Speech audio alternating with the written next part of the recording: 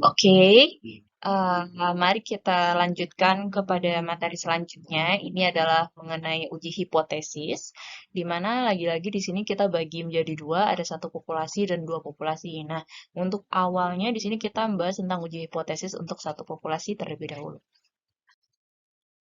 Nah, untuk sebuah materi yang akan kita pelajari, ini yang pertama tentang pengenalan, apa sih pengujian hipotesisnya, dan mungkin hal-hal yang terkait, dan kemudian adanya langkah-langkah pengujian hipotesis, kemudian kita akan mencoba pengujian hipotesis nilai tengah, proporsi, dan juga ragam atau variansi. Nah, ini adalah tentang inferensia statistik, di mana inferensia statistik itu terbagi dua, ada yang namanya pendugaan parameter dan juga pengujian hipotesis. Nah, pendugaan parameter ini prosedur yang dilakukan untuk menduga parameter populasi, dan ini udah dipelajari sebelumnya tentang pendugaan parameter baik satu populasi dan dua populasi. Dan untuk sekarang ini adalah pengujian hipotesis, di mana ini adalah prosedur yang dilakukan untuk menguji suatu pernyataan mengenai parameter. Nah, ini sama dengan kita akan menguji suatu asumsi awal apakah dia benar atau tidak. Nah, kemudian untuk definisi hipotesis itu sendiri, ini ada beberapa, mungkin di sini ada 3 yang terkenal. Yang pertama itu ada dari Tuckman, di mana dia menyatakan bahwa hipotesis adalah dugaan terhadap hubungan antara dua variabel atau lebih. Nah, jadi di sini dari hubungan antara dua variabel atau lebih, itu kita akan membuktikan apakah hubungannya itu benar atau tidak. Nah, kemudian juga ada dari Sujana. Di sini menyatakan bahwa hipotesis itu merupakan asumsi atau dugaan mengenai satu hal yang dibuat untuk menjelaskan hal itu yang sering dituntut untuk melakukan pengecekannya. Jadi di sini kita mau cek apakah asumsi yang kita, atau dugaan yang kita ketahui itu apakah benar atau tidak. Nah, di sini juga ada dari Ridwan, dia menyatakan bahwa hipotesis itu adalah jawaban atau dugaan sementara yang harus diuji lagi kebenarannya. Nah, jadi asumsi-asumsi awal orang itu belum tentu benar. Nah, kita harus menguji lagi apakah benar atau tidaknya. Dan itu biasanya menggunakan data-data atau informasi yang sudah ada. Nah, di sini hipotesis. Hipotesis itu harus dinyatakan dalam parameter populasi. Nah, artinya di sini karena kita ada 3, ada nilai tengah, proporsi, dan ragam, berarti di sini kita harus menyatakan hipotesisnya itu dalam bentuk populasinya. Apakah mu, apakah sigma kuadrat, atau apakah P. Nah, pertama hipotesis itu juga terbagi dua. Ada yang namanya hipotesis awal atau H0, ada juga hipotesis alternatif atau H1 atau HA. Nah, hipotesis awal itu dia adalah hipotesis yang dirumuskan dengan harapan akan ditolak, atau juga sebarang hipotesis yang akan ditolak. Nah, harus menyatakan dengan pasti sebuah nilai bagi parameter yang akan diuji. Jadi, di sini hipotesis awal itu sama dengan hipotesis yang akan kita tolak. Dengan kata lain, asumsi awal yang biasanya ini merupakan dasar. Nah, kebalikan dari hipotesis awal atau penolakan dari hipotesis awal itu kita sebut sebagai hipotesis alternatif. Bisa kita tulis sebagai H1 atau HA atau H hipotesis alternatif. Nah, itu merupakan tandingan dari H0, artinya merupakan kebalikan dari H0. Dan dia dapat menyatakan dalam nilai. Nah, jadi nilainya itu bisa satu arah itu, bisa di sini tandanya kurang, bisa di sini tandanya lebih, atau di sini tandanya tidak sama. Nah, tidak sama ini artinya dua arah. Kenapa dua arah? Karena tidak sama itu artinya bisa kurang atau bisa lebih. Maka di sini ada dua arah, bisa ke kiri atau ke kanan. Sedangkan uji satu arah ini benar-benar udah satu arah. Di sini artinya kecil, berarti, kurang, artinya dia udah satu arah, berarti arahnya ke kiri. Sedangkan untuk yang selanjutnya di sini lebih, itu artinya ke kanan, berarti udah pasti arahnya itu ke kanan. Nah, ini bedanya, dan hipotesis awal itu biasanya identik dengan tanda sama dengan. Nah, bisa jadi sama dengan, bisa jadi besar sama, atau kurang sama. Nah, itu dia. Nah, kemudian jenis-jenis hipotesis penelitian itu ada 3, ada hipotesis deskriptif, komparatif, sama asosiatif. Nah, deskriptif itu adalah hipotesis yang dirumuskan untuk menjawab permasalahan taksiran. Nah, ini kita diminta untuk menggambarkan dari permasalahan ada atau kita menaksir. Nah, misalkan durasi waktu khasiat vaksin COVID-19 dosis ketiga adalah 5 tahun. Nah, jadi di sini kita deskripsikan kalau dia durasinya itu adalah 5 tahun. Nah, komparatif. Komparatif kita ketahui compare. Compare itu artinya perbandingan, comparison. Nah, berarti di sini kita ingin melakukan membedakan antara permasalahan atau kita ingin membandingkan. Contohnya di sini kita menyatakan bahwa metode CNN itu lebih baik daripada backpropagation untuk kasus pengenalan pola. Nah, lebih baik ini kan menyatakan bahwa komparatif atau perbandingan. Berarti dia mau membandingkan bahwa metode CNN itu adalah lebih baik daripada backpropagation. Nah, juga ada yang namanya hipotesis asosiatif. Nah, ini untuk menjawab permasalahan yang bersifat hubungan. Nah, contohnya adalah peningkatan angka kebakaran hutan di daerah tropis berpengaruh terhadap penipisan lapisan ozon. Berarti sini ada kata berpengaruh. Berarti dia hubungannya apakah kebakaran ini berpengaruh terhadap lapisan ozon. Nah, kemudian jenis pengujian hipotesis. Nah, pengujian hipotesis itu ada dua. Ada hipotesis direksional, atau di sini ada arah. Dan ada juga non-direksional. Nah, direksional itu kalau arah, berarti arahnya tuh ini biasanya udah pasti satu arah, dan non-direksional itu dua arah. Nah, di sini ada uji pihak kiri, berarti kita lihat apakah dia biasanya identik dengan tanda kurang, dan uji pihak kanan itu identik dengan simbol lebih. Nah, uji dua pihak ini biasanya tandanya tidak sama dengan, tidak sama. Nah, pertama uji pihak kiri. Nah, seperti diketahui uji pihak kiri ini identik dengan kata atau tanda lebih kecil atau lebih kurang. Nah, biasanya kata-kata bunyi kalimatnya itu identik dengan kata paling tinggi, atau paling banyak, atau paling besar, maksimum. Nah, itu sebagainya. Nah, ini kemudian ini untuk HA-nya, hipotesis alternatif. Sedangkan kalau yang H0-nya, itu biasanya menyatakan paling rendah, paling sedikit, paling kecil, minimum. Nah, ini artinya tandanya itu akan menjadi besar sama. Nah, kemudian untuk contohnya, pertama deskriptif. Contohnya itu adalah kita ini ingin melihat motivasi kerja pegawai di Departemen CGDW paling tingginya 40% dari nilai ideal. Nah, hipotesis awal dan H0-nya itu dapat diuraikan. Pertama, hipotesis alternatif, kita misalkan motivasi kerja pegawai di Departemen CGDW ini paling tinggi 40%. Nah, di sini ada kata paling tinggi. Nah, kalau paling tinggi berarti 40% itu udah merupakan batas atasnya. Nah, kalau misalkan dia merupakan batas atasnya, berarti dari sini udah pasti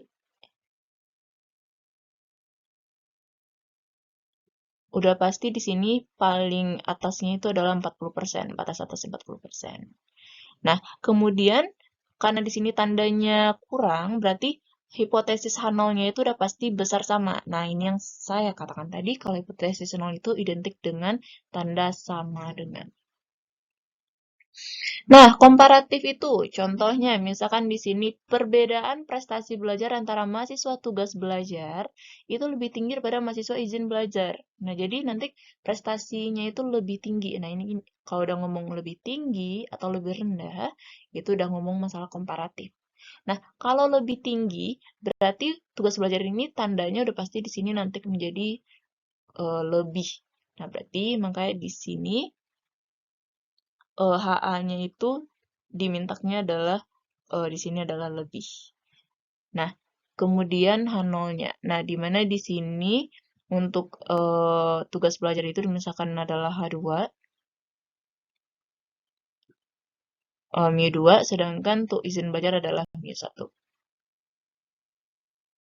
Nah, juga ada asosiatif. Ini melihat hubungan antara dua hal. Berarti kita melihat hubungan motivasi belajar dan prestasi belajar paling tinggi adalah 60%. Paling tinggi berarti 60% ini batas atasnya. Berarti di sini batas atasnya adalah 60%. Nah, selanjutnya ini adalah pihak kanan. Pihak kanan identik dengan hipotesis alternatifnya harus menjadi lebih, pakai tanda lebih. Jadi di sini ntar ada kuncinya itu rendah, atau paling sedikit, atau paling kecil. Nah, itu untuk uji pihak kanan. Nah, deskriptif contohnya. Misalkan di sini motivasi kerja pegawai di Departemen CJDW itu paling rendah 70%. Nah, paling rendah, kalau paling rendah 70%, otomatis bisa jadi nilainya 80 dan selanjutnya. Berarti maka di sini kita tulis dia itu besar dari 70%. Nah, komparatif. Di sini ada kata kunci kurang nyaman fasilitasnya dibandingkan dengan jemaah haji plus. Berarti yang lebih bagus fasilitasnya di sini adalah yang CVIP. Nah, maka VIP di sini adalah kita misalkan MIU satunya itu adalah jemaah VIP, sedangkan MIU 2 itu adalah jemaah haji biasa. Asosiatif. Nah, di sini langsung aja HA-nya adalah hubungan antara atasan dengan bawahan di CJDW itu paling rendah 45%. Nah, ada kata sini paling rendah. Kalau paling rendah di sini otomatis bisa jadi 50, bisa jadi 60. Nah, maka di sini tandanya adalah lebih dari 45%. Nah, selanjutnya hipotesis non-direksional. Berarti di sini identik dengan hipotesis alternatifnya itu identik dengan simbol tidak sama. Nah, pertama deskriptif. Kita lihat hipotesis alternatifnya. Mesin bot hasil produksi PT CJDW mampu berkecepatan rata-rata 300 km per jam. Nah, berarti di sini HA-nya dia mampu. Nah, sedangkan kalau dia di sini tidak mampu berkecepatan 30 km. Jadi di sini kita misalkan adalah H0-nya itu menjadi harusnya di sini tidak mampu dan di sini mampu berkecepatan. Berarti di sini H0-nya harusnya sama dengan dan ini tidak sama dengan. Berarti di sini harusnya tidak mampu dan di sini mampu.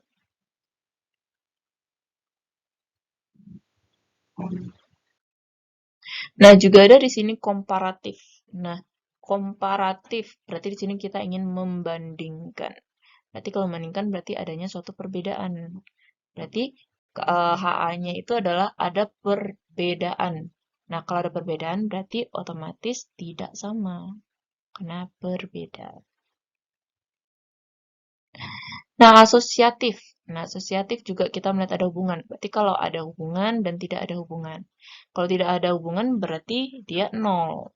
Nah, berarti kalau ada hubungan dia tidak sama dengan 0. Nah, kasus-kasus seperti ini sebenarnya lebih mengertinya jika misalkan kita langsung ke contoh kasus biasanya. Nah, ini bermacam H0 sama H0 dan H1. Nah, di sini kita misalkan kalau H0-nya benar. Kalau H0 benar, dan di sini ketika H0 salah. Kalau H0 salah berarti yang terbukti adalah HA. Jadi di sini H0 salah atau HA-nya benar. Nah, kalau H0 benar, otomatis kita harus terima H0. Nah, benar ya. Kalau misalkan H0 benar, berarti kita kesimpulannya harus terima H0. Berarti ini sesuai logika. Nah, kalau H0-nya salah, berarti kita harus menolak H0. Berarti di sini kesimpulannya benar. Nah, inilah dia adanya terjadi galat jenis 1 dan galat jenis 2. Nah, ini terjadinya kesalahan hipotesis. Nah, galat jenis 1 itu terjadi kalau misalkan asumsi kita itu benar, tapi ternyata kesimpulan kita nolak H0. Berarti itu artinya kita terjadinya galat jenis 1. Nah, kalau misalkan HA benar, tapi kita malah terima H0, berarti itu namanya galat jenis 2. Nah, ini bermacam jenis galatnya. Nah, untuk langkah pengujian hipotesis itu ada beberapa. Pertama, langkah 1, kita harus merumuskan hipotesis. Ini artinya kita harus menentukan mana yang menjadi H0 dan mana yang menjadi HA.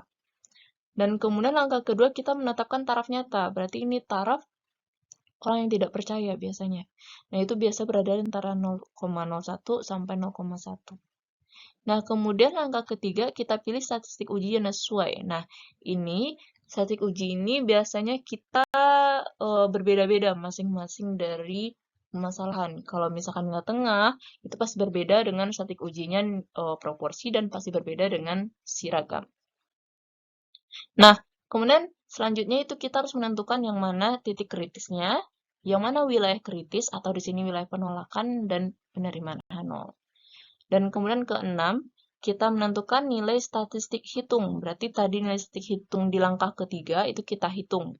Nah, kemudian dari statistik hitung dan titik kritis itu dapat kita bandingkan dan kemudian diperolehlah kesimpulan di langkah ke-6 dan kita peroleh interpretasinya. Nah, pertama ini untuk uji hipotesisnya tengah. Di sini untuk ketika nilainya lebih dari 30 dan ketika nilainya kurang dari 30.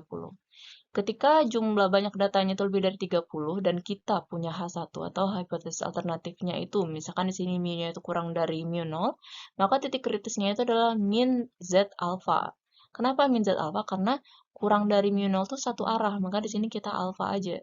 Nah, untuk selanjutnya ketika ini besar dari H0, mu 0, sorry. Nah, berarti kita pakai Z alpha, berarti ini yang ke arah kanan. Nah, kemudian juga ada ketika mu-nya itu tidak sama dengan mu 0. Nah, ini kan non-direksional atau dua arah. Nah, karena dua arah berarti alfanya sama-sama kita bagi dua. Berarti setengah di kiri, min Z alfa per 2, dan setengah lagi di kanan. Nah, adapun titik uji yang kita gunakan adalah Z itu adalah X kurang mu 0 per sigma per akar N. Nah, di mana untuk wilayah penerimaan yang kritis ini sebenarnya dapat kita mudah mengingatnya. Kalau ketika hipotesis pornatif di sini adalah arahnya ke kiri, maka wilayah kritisnya itu juga ke kiri. Nanti Z itu kurang. Nah, kalau misalkan alternatifnya itu ke kanan, maka di sini juga Z-nya itu ke kanan.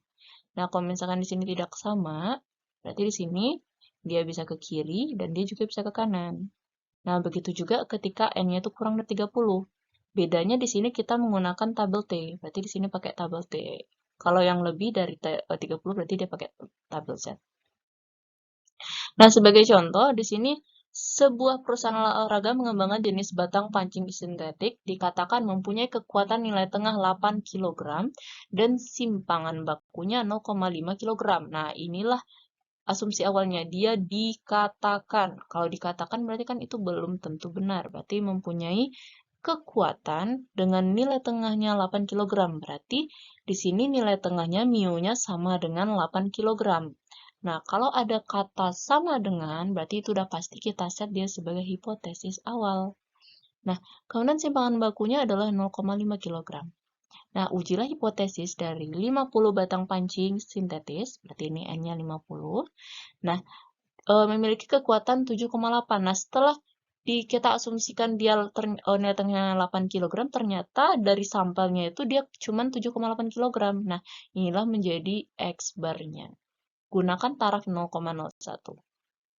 Nah, kita perolehlah ya, dari sini H0-nya mu sama dengan 8, berarti alternatifnya adalah kebalikannya atau lawannya sama dengan tidak sama dengan. Berarti mu 0 kita di sini adalah 8. Berarti di sini nilai populasi awal kita asumsikan adalah 8. Berarti di sini mu 0-nya adalah 8.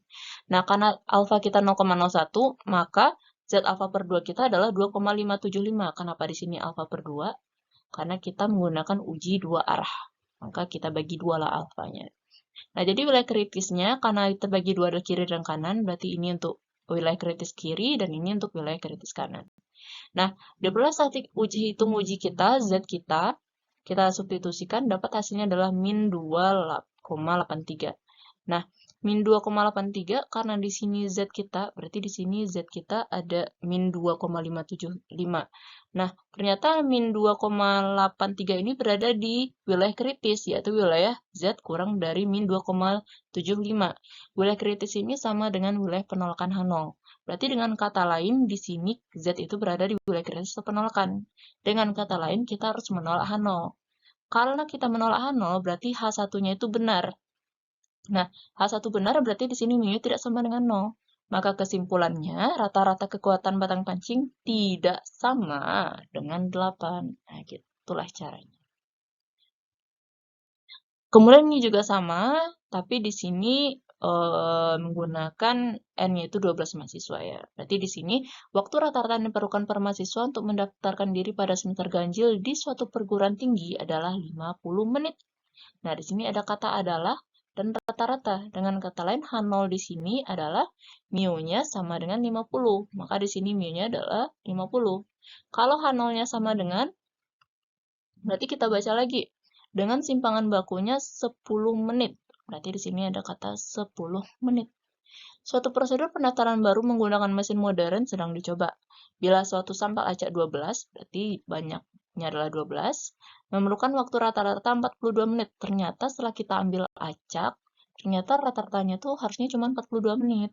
Dengan simpangan bakunya 11,9 menit. Nah, ujilah hipotesis. Nah, di sini kata kuncinya. Ujilah hipotesis bahwa nilai populasi sekarang itu kurang dari 50. Nah, inilah kata kuncinya. Kurang dari 50. Inilah jadi H1. Nah, gunakan taraf 0,01. Nah, karena dia kurang dari 50, otomatis di sini adalah asumsi awal dari nilai tengah kita. Berarti mu 0 kita adalah 50. Dengan taraf, nah dengan tanda kurang, berarti di sini kita satu arah. Berarti alfa yang kita gunakan tidak perlu kita bagi dua. Dengan alfa 0,05, berarti TA-nya itu adalah 2,718. Dengan kata lain, wilayah kritisnya adalah cuman sebelah kiri, yaitu kurang dari min 2,718. Statistik hitung uji yang kita gunakan, kita peroleh nilai T kita adalah min 2,33. Nah, min 2,333 ini tidak berada di wilayah kritis, tapi dia berada di sebelah kanannya min 2,718. Dengan kata lain, dia tidak berada di wilayah kritis. Kalau dia tidak berada di wilayah penolakan, berarti dia berada di wilayah penerimaan. Berarti dengan kata lain, kita harus menerima si H0. Kalau kita menerima H0, maka H0 yang kita asumsikan ini adalah benar. Kalau rata-ratanya itu adalah 50. Jadi kesimpulannya, rata-rata yang diperlukan mahasiswa mendaftarkan diri pada semester ganjil di suatu perguruan tinggi memang adalah 50 menit. Nah, kemudian di sini kita untuk menguji hipotesis proporsi adalah P. Jadi di sini macam-macam dari kondisinya. Bisa jadi nanti kondisinya itu P-nya itu kurang dari proporsi asumsi atau dia jadi besar. Nah, juga sama untuk penolakan itu kalau tandanya kurang, maka di sini tandanya juga kurang. Kalau di sini tandanya besar juga besar. Nah, tapi untuk N besar, kasus N besar, nah kita dapat menggunakan ini, kondisi ini. Kalau misalkan P-nya kurang dari P0, maka wilayah kritisnya berada sebelah kiri. Ini hampir sama dengan cara sebelumnya nilai tengah. Dan untuk yang beda cuma di bagian statistik uji. Di sini adalah X kurang NP0 per akar NP0 Q0. Sebagai contohnya, di sini kita misalkan seorang pemburu rusa menyatakan bahwa tembakannya mengenai 80% dari rusa yang tembak. Apakah pernyataan ini dapat dipercayai jika pada suatu hari tertentu ia membawa 9 dari 15 perusa yang tembak? Gunakan taraf 0,05. Berarti di sini dia menyatakan bahwa tembakannya adalah 80%. Nah, jadi H0 kita adalah 0,8 itu adalah proporsinya. Jadi lawan dari H0 adalah tidak sama. Berarti di sini proporsinya adalah tidak sama dari 0,8. Jadi dapat kita asumsikan bahwa proporsi awal proporsinya populasinya adalah 0,8. Karena di sini taraf nyata kita alfanya 0,05, maka NP0-nya, NP0 ini adalah N-nya tadi 15 dan P0 awal kita adalah 0,8. Berarti NP0 kita adalah 12. Nah, karena X kita 9, itu kurang dari NP0 kita adalah 12, maka wilayah kritisnya itu adalah ini. Nah, maka dari sini dapat kita lihat bahwa hasil dari jika dia berada kurang dari alfa per 2 atau 0,025, maka kita menolak H0 karena dia berada di wilayah kritis. Nah, statistik hitung uji, karena di sini kita X-nya kurang dari X dan H0 kita nggak benar, di mana H0 benar itu ketika P sama dengan 0,8, berarti di sini P-nya kita ganti sini 0,8, maka itu kita dapat menggunakan binomial. Kenapa binomial? Karena kita ingin mengambil 9 dari 15 rusak yang ada. Berarti itu kita menggunakan binomial. Nah, binomial N-nya 15 dan P0 kita 0,8. Diperolehlah hasilnya adalah 0,0611. Nah, karena 0,016 ini besar lebih dari 0,025, maka statistik uji itu tidak berada di wilayah kritis. Kalau tidak berada di wilayah kritis, berarti dia wilayah penerimaan. Karena dia di wilayah penerimaan, berarti kita terima H0. Karena terima H0, berarti H0 kita benar. Berarti P kita benar. Benar sama dengan 0,8. Jadi kesimpulannya, seorang pemburu rusa itu memang benar bahwa tembakannya itu mengenai 80% dari rusa yang dia tembak. Nah, Kemudian yang terakhir ini uji hipotesis seragam. Nah, ini beberapa kondisinya juga kalau misalkan dia kurang dari sigma kuadrat 0, maka kita menggunakan wilayah kritisnya. Q kuadrat itu kurang dari Q kuadrat 1 kurang alfa, dan ketika dia satu arahnya dia ke kanan, maka di sini wilayah kritisnya juga ke kanan. Dan ketika dia tidak sama, berarti ada dua arah, berarti kita bagi dua lah alfanya. Berarti ketika X-nya kurang dari 1 kurang alfa per 2, dan X-nya ketika besar dari Q kuadrat alfa per 2. Nah, sebagai contohnya, di sini sebuah perusahaan aki mobil mengatakan bahwa umur aki yang diproduksinya mempunyai simpangan baku 0,9. Nah, berarti sini adalah mu nolnya. Bila suatu sampel acak 10 aki, berarti di sini N kita ada 10 aki, menghasilkan simpangan baku S 1,2 tahun. Ternyata simpangan bakunya 1,2 tahun dari sampel acak yang dipunya. Nah, hipotesis di sini, apakah menurut Anda sigma itu besar dari 0,9 tahun? Nah, kalau udah ngomong kayak seperti ini, berarti ini dapat kita langsung jadikan dia sebagai hipotesis alternatif. Karena ini ragam, berarti sigmanya kita jadikan kuadrat. Berarti sigma kuadratnya besar dari 0,81, dan lawan dari besar itu adalah kecil sama. Atau di sini sama dengan juga boleh. Nah, berarti di sini ragam awal populasi kita adalah 0,81. Dengan taraf nyata 0,05, maka kita perolehlah di sini nilai kritis kita 16,919. Nah, kenapa di sini kita pakai alfa? Karena di sini arahnya adalah direksionalnya ke kanan, maka kita ambil si alfa, bukan 1 kurang alfa. Jadi wilayah penolakan kita itu adalah ketika Q kuadratnya itu besar dari 1,919. Nah, sebelum kita melakukan komparasi, berarti kita harus menghitung dulu statik ujinya, berapa Q kuadratnya. Dengan menggunakan rumus Q kuadrat N kurang 1 S kuadrat per sigma 0 kuadrat, kita peroleh hasilnya itu adalah 16. Nah, 16 ini jika kita lihat, dia bukan besar dari 16,919, tapi dia kurang dari 16,919. Karena 16 ini kurang dari 16,919, maka ujinya tidak berada di wilayah kritis. Karena tidak berada di wilayah kritis atau penolakan, berarti kita berada di wilayah penerimaan. Karena berada di wilayah penerimaan, berarti kita harus terima H0. Di mana H0 kita itu, dia menyatakan bahwa sigma kuadratnya itu sama dengan atau kecil dari 0,81. Jadi kesimpulannya, tidak diragukan bahwa umur aki diproduksi itu mempunyai simpangan baku 0,9 tahun. Nah, inilah kesimpulannya. Nah, ini latihan materi yang sesuai dengan materi yang ada, jadi silakan dicobakan.